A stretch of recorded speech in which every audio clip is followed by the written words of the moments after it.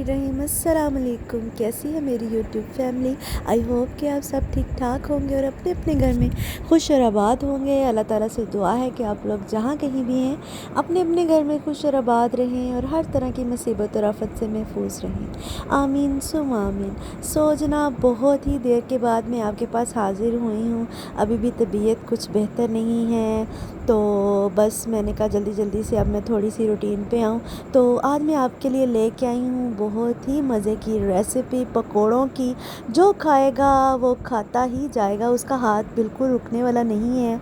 जब भी आपके घर में कोई भी मेहमान आते हैं तो आप ज़रूर ये पकोड़े बनाइएगा और कमेंट बॉक्स में मुझे ज़रूर बताइएगा कैसे लगे। बहुत ही क्रिस्पी बनते हैं और बहुत मज़े की हैं। कुछ ज़्यादा चीज़ें नहीं इसमें जाती, थोड़ी सी चीज़ें हैं जिनके साथ आप वो मेरे ख्याल में सबके किचन में मौजूद होती हैं। तो चलते हैं जनाब रेसिपी की तरफ। यहाँ पे मैंने बंद गोभी ले ली है। जी हाँ, बंद गोभी ले लिया। इसको मैंने धो के अच्छी तरह से काट लिया है और यहाँ पे 4 मीडियम साइज़ के आलू लिए हैं और इनको भी मैंने धो लिया है अच्छी तरह से और इनको हम क्रश कर लेंगे। तो बहुत जनाब आपने केयरफुली क्रश करने हैं। छोटे छोटे से आलू हैं, अपने हाथों को बचा के और बड़े ही महफूज तरीके के साथ आपने इनको क्रश कर लेना है, ठीक है।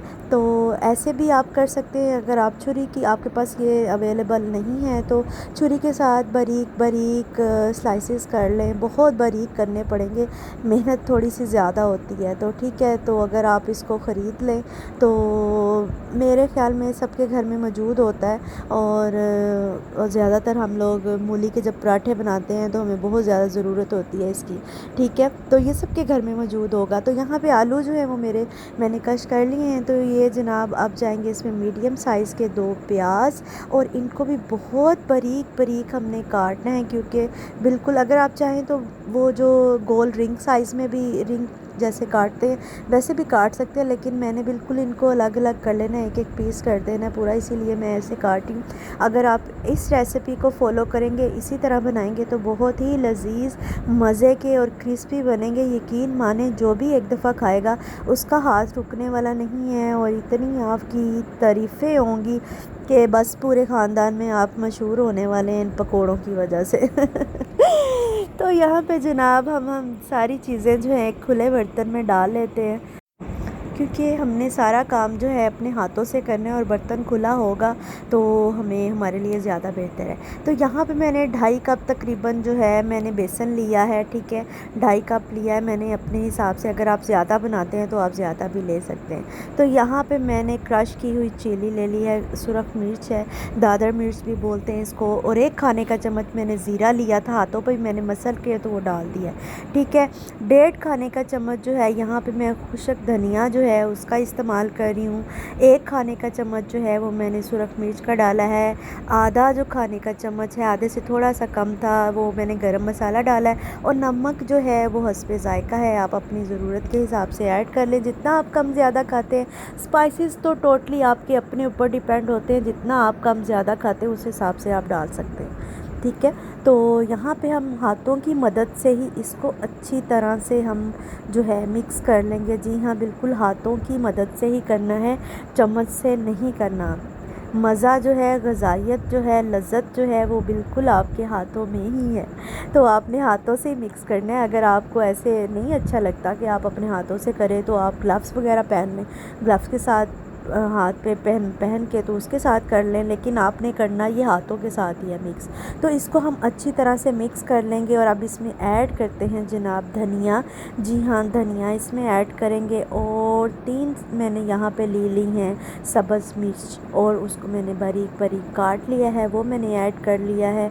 तो बहुत ही मज़े के बनते हैं जनाब।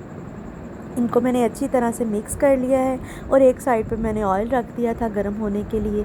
तो इसको मैं अच्छे से मिक्स कर लूँगी और हमने कढ़ाई में भी जनाब हाथों की मदद से ही डालना है, ठीक है, चम्मच हमने यूज़ नहीं करना। तो यहाँ पे आप अपना नमक वगैरह चख सकते हैं, अगर आपको कम लगे तो आप ऐड कर लें। मेरा बिल्कुल ठीक था, मैंने टेस्ट कर लिया था और बिल्कुल जो था वो नमक बिल्कुल ठीक था।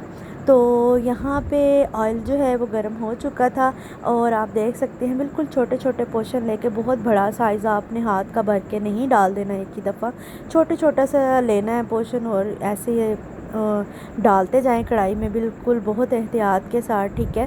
तो यहाँ पे देखें माशाल्लाह से कितना प्यारा गोल्डन सा इसके ऊपर कलर आ गया है। आँच बिल्कुल आपने मीडियम लो पे रखनी है, तेज़ नहीं करनी। अगर आप तेज़ करेंगे चूल्हा तो ऊपर से पकोड़े जो हैं वो पक जाएंगे, जल जाएंगे, और अंदर से बिल्कुल वो कच्चे रहेंगे, ठीक है। तो यहाँ पे देखें माशाल्लाह से बहुत ही क्रिस्पी मज़े के जो पकोड़े हैं वो बन के तैयार हो गए हैं। आप भी बनाएँ, अपनों के मज़े करवाएँ, और ज़रूर आपने ट्राई करना है और मुझे बताना है कि आपको कैसा लगा। और जनाब जो मेरे चैनल पर नए हैं उनसे रिक्वेस्ट है कि वो मेरे चैनल को सब्सक्राइब कर दे। वीडियो अच्छी लगी हो तो प्लीज़ इसको लाइक कर दे और चैनल को शेयर करें अपने फैमिली और फ्रेंड्स के साथ। और ये देखें बहुत मज़े के, ऊपर से क्रिस्पी और अंदर से जूसी, बहुत ही मज़े के बने थे। और इसके ऊपर आप चाहें तो चाट मसाला वो छिड़क लें ऊपर, बहुत मज़े का लगता है। और चटनी आप अगर आपके घर में अवेलेबल है, बनाना चाहते हैं तो वो भी बना के आप साथ में यूज़ कर सकते हैं, इमली की चटनी भी, केचप वगैरह भी। तो जनाब ये रेसिपी छोटी सी थी, मैंने आपके साथ शेयर की। तो मेरे लिए दुआ करिएगा कि मैं अपने ट्रैक पे आ जाऊँ, मेरी तबीयत बेहतर हो जाए और मैं अपनी डेली की रूटीन भी आपके साथ शेयर करूँ, अपनी रेसिपीज़ भी शेयर करूँ, अपने मेकअप की टिप्स भी शेयर करूँ, हिजाब टिप्स भी शेयर करूँ। तो जनाब मुझे दी इजाज़त और रखिएगा दुआओं में याद। अल्लाह हाफिज़।